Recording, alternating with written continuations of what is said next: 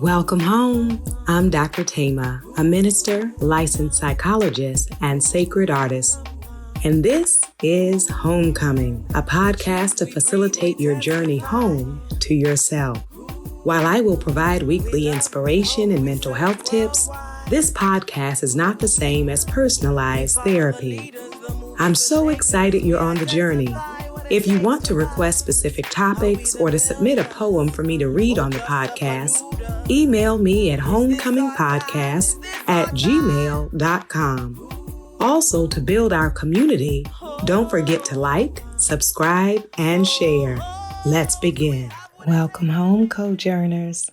I'm glad you're here for another episode, and I'm grateful we have a poem submission for this week from Shanina Carmichael. And this piece is entitled Photosynthesis. Stay close to people who feel like sunshine. They are needed for your growth, not like watering where someone is pouring in. They are not pouring in, but simply shining a light on what already exists inside of you. That light they give allows you to turn what is already inside of you into nourishment for yourself and others. They are not always available as clouds in the night does come, but in the absence of their light, you rest, reflect, and grow. They want nothing from you but to witness you blossom. Yes. Oh my goodness. Shanina, I really appreciate your poem and that reminder as we think about our friendships, our family, our relationships, to consider the places where we bloom and to plant ourselves in connection with people and places that remind us who we are, what we already carry. And we're able to be nourished by that. And I love your reminder that these may not be people that you see all the time. So being out in California, I have many friends in all different places. And when we can reconnect, it is such a gift, such a delight, and still sunshine. So I hope that you have some sun rays in your life. Some people in your life that remind you who you are, who see you, who appreciate you, and in their presence, you come more into the fullness of who you are on the inside. So thank you so much for that submission. And we're going to talk today in some ways about the opposite of that, which is coping with being misunderstood, dealing with being misunderstood. And I invite you to take sacred pause in this moment to think about both the major moments, major experiences that you have had with being misunderstood, and then also to think about the most recent ones. And if there are certain themes, right, or if there are certain ways that you are commonly misunderstood, right? That keeps coming up. So you're looking at the major ones, the ones that really stick out in your mind. You're looking at the times that are more recent. And then you're reflecting on if there are any themes or commonalities or patterns that you notice about what people often assume about you, or misinterpret about you, or misunderstand about you. And there can be multiple reasons why we are misunderstood. Sometimes it is a communication gap where we are leaving it for people to guess, and they will fill in the blanks with any way they're going to fill in the blanks. And so noting within myself, is there a way that I am communicating or not communicating that is creating or contributing to me being misunderstood, right? So that's one category. Another category is people arrive and meet you and interact with you with their history, with their worldview, with their assumptions, often based on the past, at play, right? So if people they have dealt with in the past got quiet when they were angry, then they may interpret your silence as anger, even if it is not, right? So it's based on a prior experience. If someone is struggling around insecurities and you do something or don't do something, they may read your behavior through the lens of their insecurity. And so then it must mean this terrible thing about how you think about them, right? So there is the communication lapse on our side. There is the life experience, baggage, history, past, that other people bring to the encounter. And then we also have all of the isms, right? So the stereotypes. So when I said, what are some common themes that show up in your experience of being misunderstood? For some of you, the common themes are stereotypes that exist about any part of your identity. So then people often assume this about you because of your race, your gender, your sexuality, your religion. They have made some overgeneralizations, and often that didn't just come from them, but these stereotypes are commonly promoted and disseminated in society, sometimes even promoted in the media. People may learn them in their family of origin, in their schools. They may pick it up in literature. It is everywhere and unfortunately quite common. So those are just three of the things to consider as you think about being misunderstood. Your communication, other people's life history, and also the realities of stereotypes. I know often we say, and there's a common saying that what other people think about me is none of my business, right? And people, love to post that and share that and celebrate that. And I'm going to say, as is often the case, sometimes, right? Sometimes it's none of your business. Sometimes you can just ignore it. Sometimes you can just shake it off. And then there are other times where being misunderstood can cost you, right? So then it does become your business. If I am perpetually misunderstood in the workplace, that can cost me promotion, opportunity, raises. It can cost me. In the relationship arena, if I am constantly being misread or misunderstood, that can damage my friendships, my relationships. It can sabotage them. If I am misunderstood by my family, that is usually more painful than a stranger whose opinion maybe doesn't matter to me, right? So if I randomly meet somebody and they have made some assumption about me, I may not care. When it hits closer to home, the people who you would hope would understand you, the people you would hope would love you, the people you would hope would respect you, the people you would hope would get you, when they misunderstand you, it can be particularly painful. And so I invite you to consider not only what are the ways or themes that show up in terms of me being misunderstood, but who are the people who it actually hurts you when they misunderstand you, right? So there may be some category, some memories you have about people who misunderstood you, and you could sincerely say, I don't care.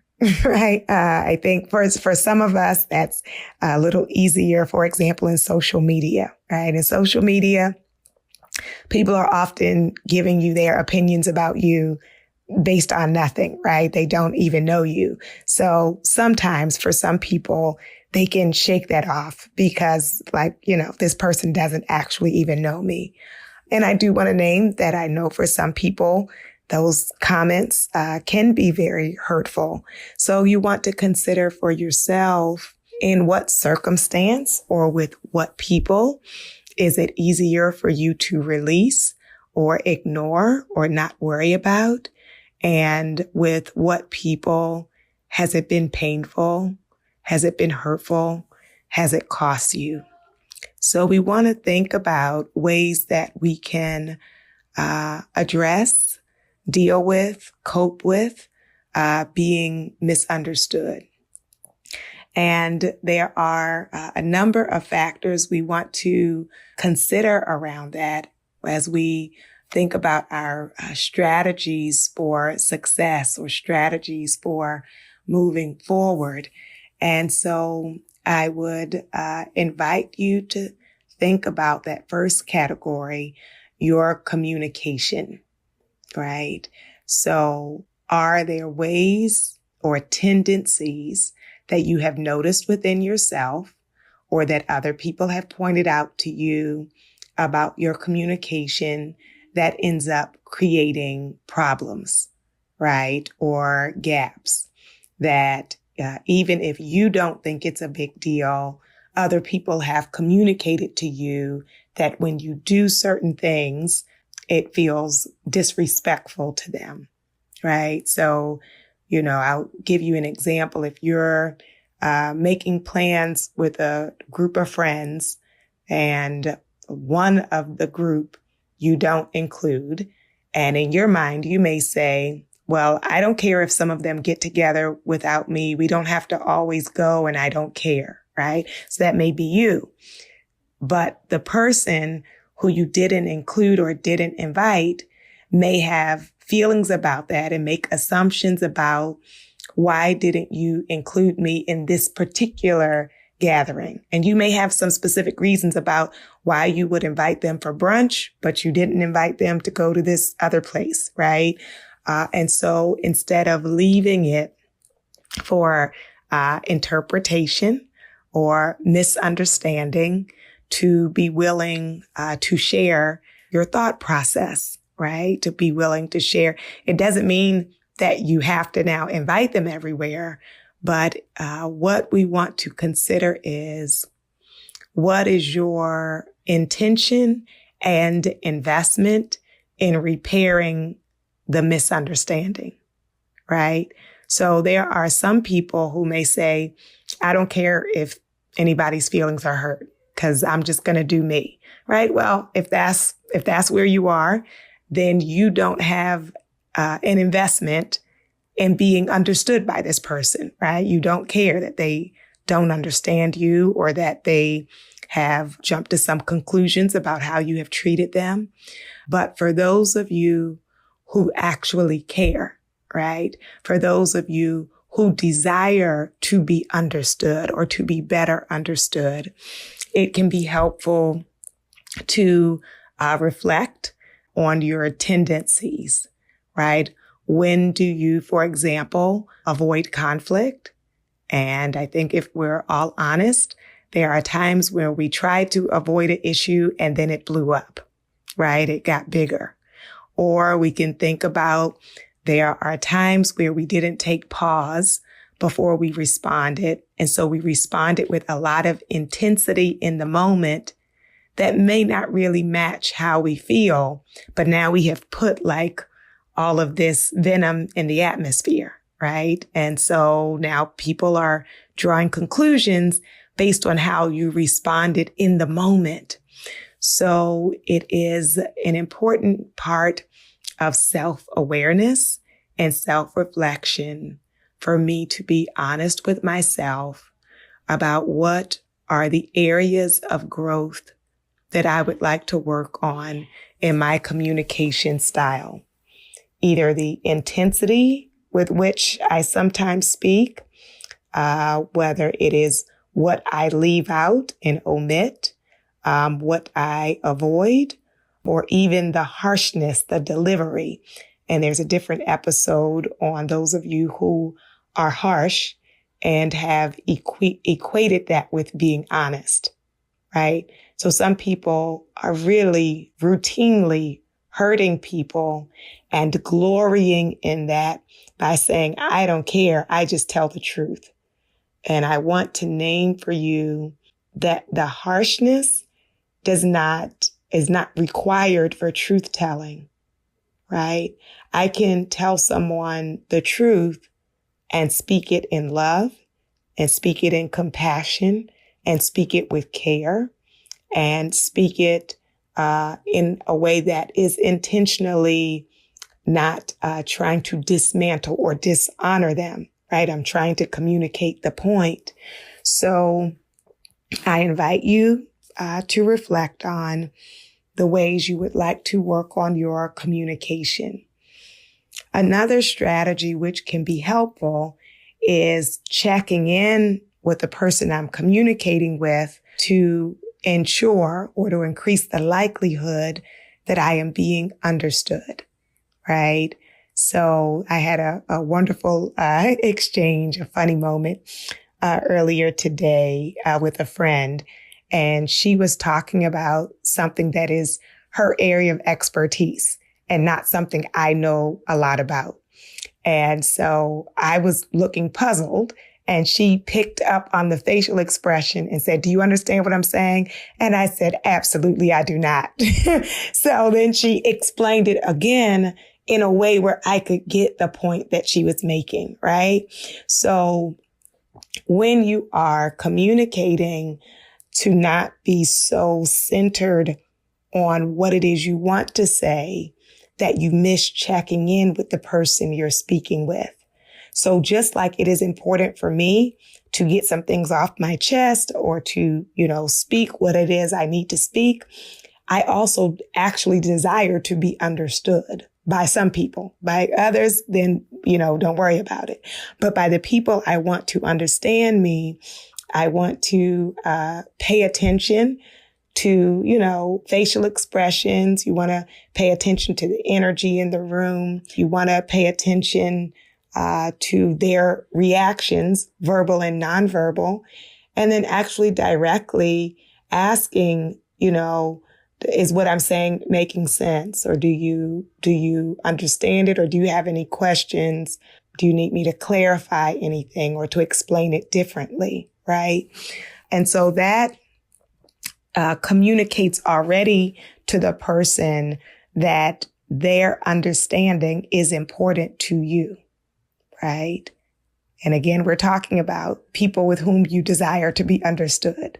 And that can be both personal and also professional, right? That, if you have a leadership role and you're just laying out this big plan and you have lost all the people who would have to implement the plan, then you have to go back, right? Because it's not clear.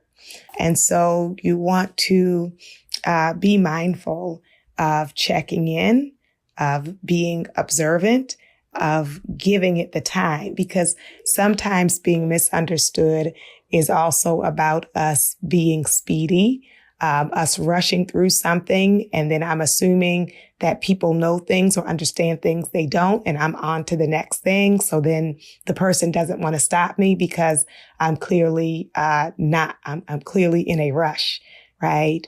So I invite you to breathe and slow down. And I know sometimes when we're anxious, we speak more quickly. And so to give yourself sacred pause and permission, because when I slow down, it also creates space for people to ask questions or for people to respond. We also want to think about being more expressive. So some of us say the bare minimum. And I know there are some relationships where that is your safety strategy. So, for example, people who have exited or decreased their time with an abusive person, right? So if I'm dealing with an abusive person, I don't want a long conversation, right? So I'm going to say the minimum I need to say to have this exchange, right? So that's one thing. But then there are some of us who do that routinely, even with people who have not harmed you or hurt you, that you give very short answers. And I'm not saying that everyone has to be talkative or extremely talkative, but when I am super succinct, super brief all the time, it is creating a space where people are having to try to fill in the blanks. And when people are trying to guess for you, often they will guess wrong, right? So when I am more expressive about what I feel, about what I think, about what I want, about what I fear, when I communicate that more fully, then it can take the guesswork out of it. And your family, your friends, your coworkers, your supervisor, your mentor, your mentees, people around you will appreciate it. You know, we like to be in the presence of people where there is clear communication, right? Then it also will be important based on the person to change some of our expectations, right? So this goes to my earlier point of sometimes we are expecting people to be like us. And I want to say to you as compassionately as I can, that there are some people who are committed to misunderstanding you. There are some people that no matter how slow you talk, no matter how many details you provide, no matter how many times you repeat yourself or ask them if they have questions, some people have come to some conclusions about you and they are unwilling to shift that for whatever reason, right? For various reasons. Some people, once they have a story in their head about who you are, then they are resistant to being open to a new story. And so I say to you, with compassion, that can be painful, that can be frustrating, and yet it is a truth. And when something is a truth, in order to heal, I have to get to a place of acceptance. And acceptance doesn't have to mean I like it, but it means I grasp that that is the reality of this dynamic, right? That this person is not going to be moved, swayed, convinced about any other idea about me than the story they are already telling themselves. And so I need to acknowledge that within myself so that then I can adjust and not put all of my energy in that direction, so that I can adjust knowing that this is what they think of me. How do I want to proceed, right? Knowing that this is irreparable, right? It is unmovable. This is the story they have told themselves about who I am. And so I can grieve it. I can acknowledge the frustration and disappointment in it. And then I can choose my freedom about how I want to move forward. Now, I know that will be very different depending on who the person is. If it's my boss and they have just decided this about me and it's not moving or shifting, I need to be aware of that, right? Of what may be the consequences at this job as a result of that narrative. And after I have tried, a number of different strategies, I may want to consider some other options, right? If it is a family member who is not willing to see anything different about you. So sometimes the story they have created about you, the whole thing has been false and it's been false the whole time. And then I want to name for some of you, it may be the story they're holding on to used to be true. And perhaps you have changed, but they are not open to believing that you have changed. And so then I have to make peace with that, right? Whether it was never true or it used to be true, this is what they're holding on to. So first I can try to enhance my communication and to be more expressive and clear, or to demonstrate my new self. And at some time, and only you will know when that time is up, I will have to accept that this is where it is, right? This is the dynamic between us, and that's not shifting. Okay. So we become aware of those realities when we have to go into acceptance. Then there are those who I named in the beginning are dealing with stereotypes, right? And stigma and assumptions.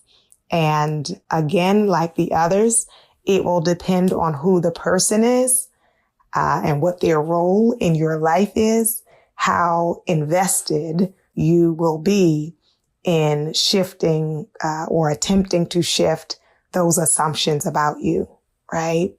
So the stereotypes exist all over the place, right? So you will not be able to spend your life trying to convince everyone of your worthiness. That will drain you. It will empty you. It will often create internalized oppression where you feel bad about who you are, right? Or feel shame about your own identity. And so I would encourage you to pour into yourself, to shine that sunshine on yourself, and to receive the sunshine from your community about the truth of who you are, right? That other people, yes, their opinions can definitely affect your life, and they still do not get the final say on the truth of who you are. And so I invite you to spend time in places that are affirming, to affirm yourself and remind yourself the truth about who you are individually, and your truth about your community, who you all are as a collective.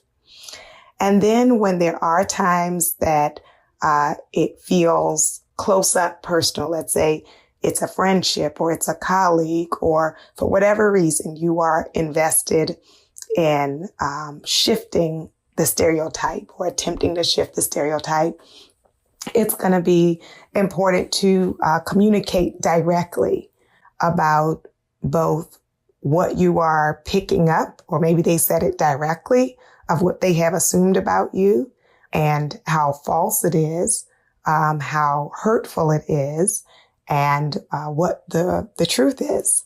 And to even name that you're not surprised that, if you're not, that I'm not surprised that you believe that about me, because often that is the message that is presented about Black women, or that are presented about immigrants, or that is presented about people of my particular religion or nationality or sexuality, right? So I'm not totally shocked. I'm disappointed that you would believe that. Right? If what I am saying is true for you. So you want to communicate from an honest place, and a place that honors yourself. So honesty and self-honoring as you speak truth. And I would just remind you that shifting around those issues often is a slower process, a gradual process. So to allow yourself not to be totally dismantled if they don't instantly shift, right? Because often people who instantly shift are just pretending anyway because they're embarrassed you called them out. So it's a process. But I wanted to say to you, whatever the category of your life experience around these issues, that I am hoping you find places of sunshine where you are understood, where you are honored, where you are respected, where you are appreciated, where you are loved. I invite your soul to tell your heart, mind, body, and spirit, welcome home.